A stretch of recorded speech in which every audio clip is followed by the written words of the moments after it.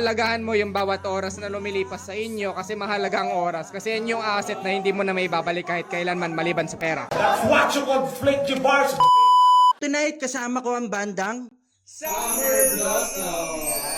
Tatanungin natin sila kung sino na lang po yung gustong sumagot, sino or ano yung naging hanggang doon nyo lang. Girlfriend.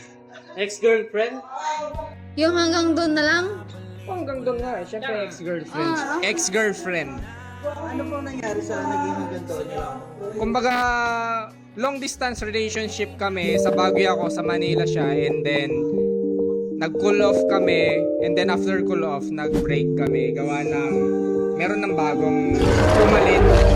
So hanggang doon na lang talaga yung hangganan ng relationship namin. And at the same time, nag-agree kami na wag nang mag-communicate sa isa't isa kasi meron ng bago and yun na talaga yung priority, yung bago na talaga. So though masakit siya, pero kailangan talagang tanggapin at kailangan nating Ba't umiiyak ka? kailangan nating ang pangalan nito. malay ko sa'yo. Susmitasin. Huwag kang iiyak. I feel you. Kailangan nating i-respect yung decision nung isang party kasi hanggang doon na lang talaga. So may third party? Yep. Aray ko Hanggang doon lang yung relationship.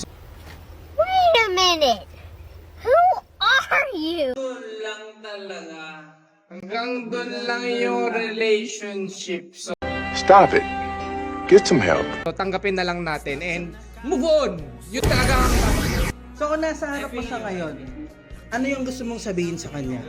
Ang gusto kong sabihin sa kanya, pagbutihin mo dyan sa bagong relationship mo and sana wag mangyari sa inyo yung nangyari sa atin. And pahalagahan mo yung bawat oras na lumilipas sa inyo kasi mahalaga ang oras. Kasi yan yung asset na hindi mo na may babalik kahit kailanman maliban sa pera. That's what you conflict your bars.